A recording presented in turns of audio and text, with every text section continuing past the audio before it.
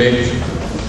O pastor Reinaldo está conosco hoje, passando o dia conosco. Foi uma alegria muito grande poder recebê-lo nesta data. E ele e sua família. E ele nessa fase, como eu disse a ele, é o último candidato à sucessão pastoral. Aí depois nós vamos estar nos reunindo, orando e vamos ver o que Deus tem preparado para nós. Mas, pastor Reinaldo, como eu disse pela manhã, sinta-se à vontade, a casa é sua, e traga aquela mensagem que Deus colocou ao seu coração para que o pastor estivesse trazendo à igreja. Fique tranquilo, sei que Deus vai estar falando aos nossos corações através da pessoa do pastor Reinaldo. Deus abençoe mais uma vez.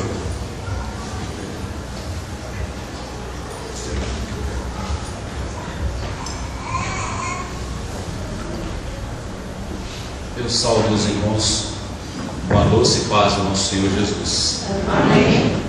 Quero agradecer a Deus mais uma vez por estar aqui com os irmãos. Fomos muito bem recepcionados pela família do irmão Ezequiel. Comemos uma comida ali maravilhosa. A Kelly, que teve uma paciência ali de Jó para cuidar da minha filha. Obrigado, Kelly. E todos os irmãos pelo carinho também. E sentimos muito lisonjeados pelo carinho dos irmãos.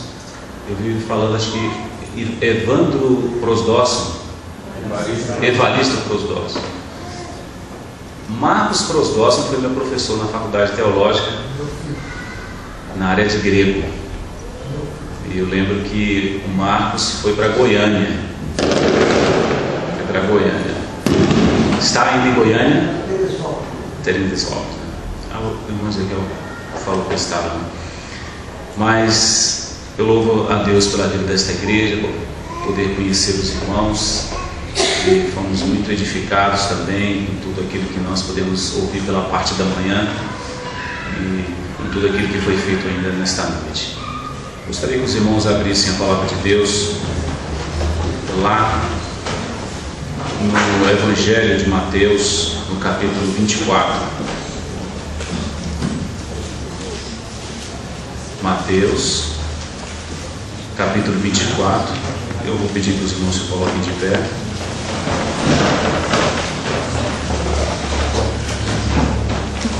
Eu vou fazer a minha leitura, mesmo os irmãos acompanhem. Eu vou ler todo o capítulo. Eu vou falar sobre a parousia ou a volta de Jesus.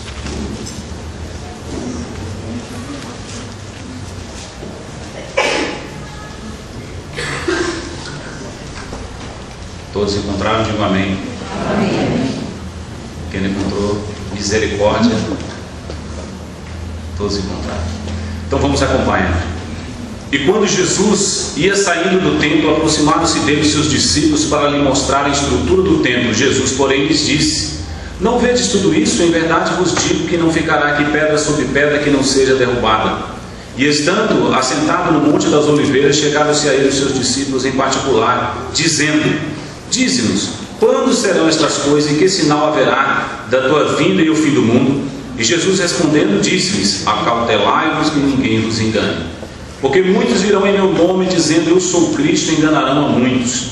E ouvireis de guerra e de rumores de guerras. Olhai, não vos assusteis, porque é mistério que tudo isto aconteça, mas ainda não é o fim. Porquanto se levantará nação contra nação e reino contra reino, e haverá fomes e pestes e terremotos em vários lugares. Mas todas estas coisas são o princípio de dores. Então vos hão de entregar para seres atormentados, e matar-vos-ão, e sereis odiados de todas as nações por causa do meu nome. Nesse tempo muitos serão escandalizados e trair-se-ão uns aos outros, e uns aos outros se odiarão. E surgirão muitos falsos profetas e enganarão a muitos. E por se multiplicar a iniquidade, o amor de muitos esfriará. Mas aquele que perseverar até o fim será salvo. E este evangelho do reino será pregado em todo o mundo, em testemunho a todas as nações, e então virá o fim. Quando, pois, virdes que a abominação da desolação de que falou o profeta Daniel está no lugar santo, quem lê atenda. Então os que estiverem na Judéia fujam para os montes. E quem estiver sobre o telhado, não desça a tirar alguma coisa de sua casa. E quem estiver no campo, não volte atrás a buscar suas vestes. Mas ai das grávidas e das que amamentarem naqueles dias. E orai para que a vossa fuga não aconteça no inverno nem no sábado. Porque haverá então grande aflição, como nunca houve desde o princípio do mundo até agora, nem tampouco há de haver. E se aqueles dias não fossem abreviados, nenhuma carne se salvaria, mas por causa dos escolhidos serão abreviados aqueles dias. Então, se alguém vos disser, eis que o Cristo está aqui ou ali, não lhes deis crédito, porque surgirão falsos cristos e falsos profetas, e farão tão grandes sinais e prodígios que, se possível for, enganarão até os escolhidos. Eis que eu vos tenho predito. Portanto, se vos disserem, eis que ele está no deserto, não saiais. Eis que ele está no interior da casa, não acrediteis. Porque assim como um relâmpago sai do oriente e se mostra no ocidente, assim será também a vinda do Filho do Homem. Pois onde estiver o cadáver, aí se ajuntarão as águias. E logo depois da aflição daqueles dias, o sol escurecerá, e a lua não dará a sua luz, e as estrelas cairão do céu, e as potências do céu serão abaladas. Então aparecerá no céu o sinal do Filho do Homem, e todas as tribos da terra se lamentarão e verão o Filho do Homem vindo sobre as nuvens do céu e com poder e grande glória. E ele enviará os seus anjos com um rijo clamor de trombeta, os quais ajuntarão os seus escolhidos desde os quatro ventos de uma e outra extremidade dos céus. Aprendei, pois, essa parábola da figueira: quando já os seus ramos tornam tenros e brotam folhas, sabei que está próximo o verão. Igualmente, quando virdes todas essas coisas, sabei que ele está próximo às portas. Em verdade vos digo que não passará esta geração sem que todas essas coisas aconteçam.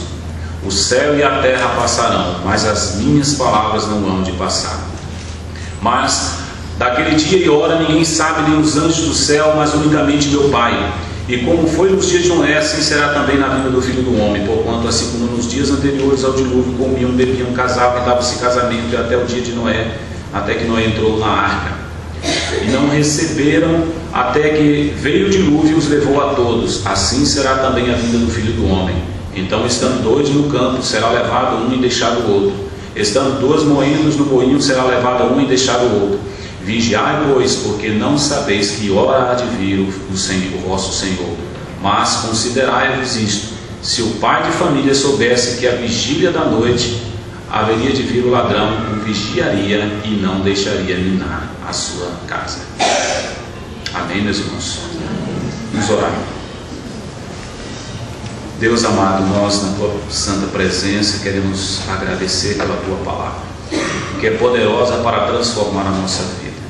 Por favor, que o teu Espírito tenha liberdade de falar profundamente em nossa vida e nos chamar a uma responsabilidade, um compromisso sério contigo, porque o tempo está próximo. Nos abençoe, abençoe essa amada igreja e toda a direção dela, que ela esteja nas tuas mãos, e que o Senhor esteja ouvindo a oração desta igreja, e que, ó Deus, o Senhor conduza segundo o teu coração para o louvor da tua glória. Oramos em nome de Jesus. Amém. Os irmãos e amigos podeis assentar. Ultimamente, o que eu tenho ouvido nas prédios das mensagens é que pouco tem se falado nas igrejas sobre a volta de Jesus, a vinda de Jesus.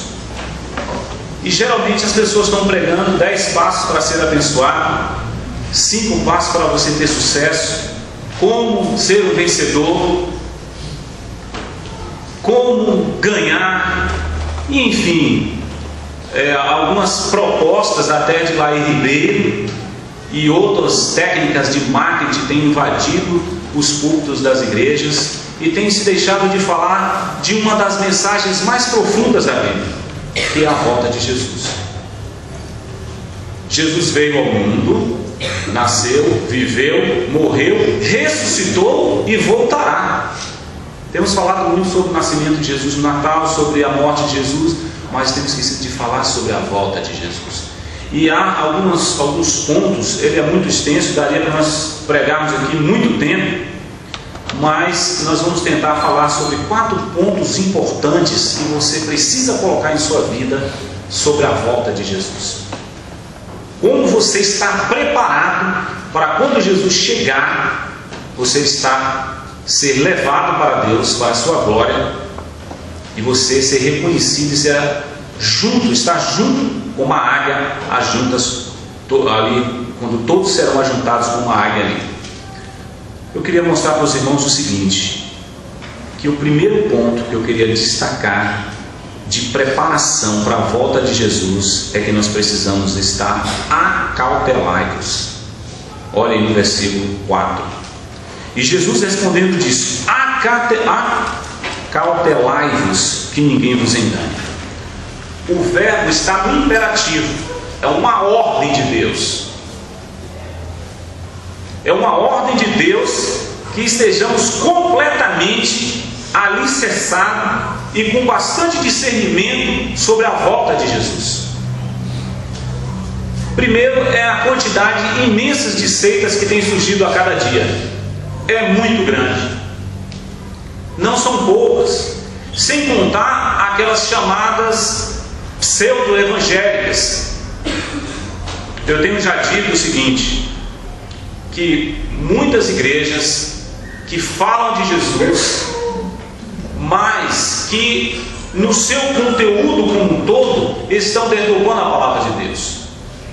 Ainda essa semana eu estive conversando com uma pessoa que eu estava falando justamente da Igreja Universal. Surgiu um assunto que começamos a falar sobre a Igreja Universal. Ele falou: não, isso aí eu já pensava assim antes, todos nós somos iguais. Eu falei: não, negativo. Vou mostrar para o senhor o que a Bíblia diz.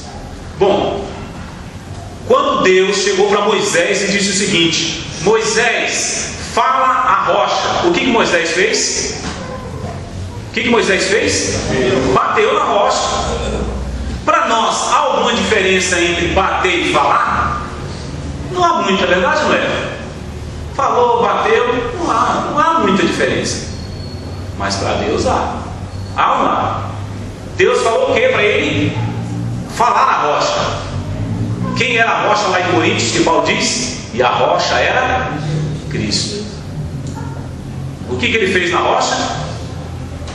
Deus chegou e falou: você vai lá e fala com a rocha.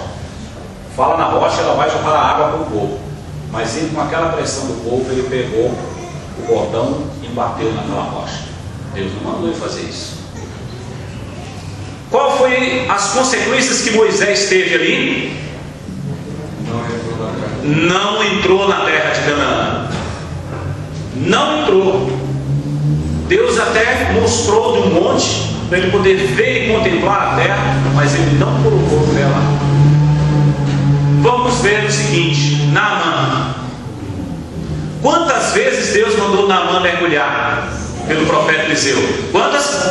7. Se ele tivesse mergulhado 4 ou 5 vezes, ele teria sido curado ou não? Não. Deus falou quantas? 7. Se Naamã tivesse falado, bom, 7, então 8, 9, 10 é melhor, vou mergulhar 10 vezes, ele teria sido curado ou não?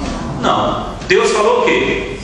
7. 7 é 8? 7 é 5? Não, 7 é 7. O que a Bíblia diz em João 14, 21? Aquele que tem os meus mandamentos e os guarda, esse é o que me ama. E aquele que me ama será amado de meu Pai, e eu também o amarei e me manifestarei a ele. Ora, o que Deus está dizendo? Que toda a Bíblia é importante, toda ela. Inclusive muita gente só lê o Novo, ou então só lê os Salmos e Provérbios. Toda a Bíblia é importante, até 1 Crônicas, que os 9 capítulos são 9 capítulos de genealogias.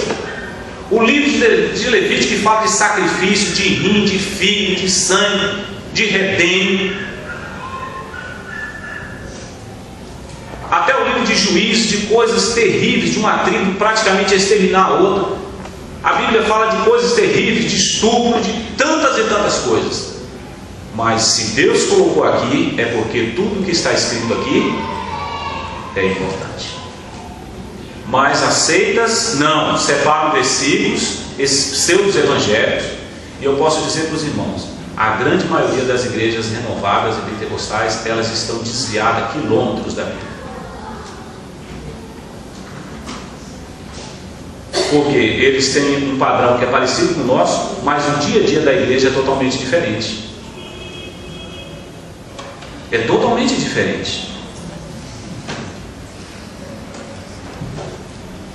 mas vamos pensar ainda nesse acautelai-vos da própria vida morna das pessoas. As pessoas estão enfermas espiritualmente. Por que será que as pessoas estão assim? Elas não estão levando a sério a ordem de Jesus. Acautelai-vos. Vamos dar uma olhada aqui algumas coisas que as pessoas que estão mornas na fé precisam tomar cuidado. Primeiro, versículo 5: porque muitos virão no meu nome dizendo eu sou o Cristo, enganarão a muitos. Está falando aqui que vai enganar alguns? Não, muitos. E diz que se possível for, enganarão até quem? Os escolhidos de Deus. Então, as artimanhas de Satanás, a roupagem que ele coloca, as máscaras que ele vem. Ele não pode criar uma árvore como Deus criou, como os mares, os oceanos, mas ele pode pintar alguma coisa muito parecida, a ponto de criar uma vertigem ou ser alguma coisa assim que faz com que a vista da pessoa não consiga enxergar direito. Verso 6: e ouvireis de guerra e de rumores, olhai-vos, não vos assusteis. Verso 7: porque se levantará nação contra nação e reino contra reino, e haverá fomes e pestes e terremotos em vários lugares. O verso 10: nesse tempo muitos serão escandalizados e trair-se-á uns aos outros, e uns aos outros se odiarão. Verso 9: então vos hão de entregar para ser atormentado, matar-vos-ão e sereis odiados de todas as nações por causa do meu nome. Quem serão as pessoas que serão odiadas? A Bíblia mostra que os odiados serão os consagrados a Deus, aqueles que levam Deus a sério, aqueles cujo temor paira constantemente em seus corações. A vida morna, a pessoa está cometendo pecado, ele não está tendo mais aquele sentimento que ele está fazendo errado. É um gato que ele faz de energia para roubar energia, é furando fila, é não pagando os impostos, é roubando às vezes o dízimo, é roubando o tempo para Deus. 10% não é só do dízimo, é do seu dia também. Dá 2 horas e 40 minutos que você precisa dar no mínimo para Deus. Olha o verso 11: e surgirão falsos profetas e enganarão a muitos. Novamente, e está falando aqui de que uns aos outros vai trair uns aos outros. Podemos ver hoje lares e famílias se desfazendo, traição. Quando não há traição propriamente dito de deixar a família e construir uma nova família, as pessoas estão traindo através da internet. A internet é uma faca de 2 gumes, ela existe coisas muito importantes para nós, mas ela é uma força que tem destruído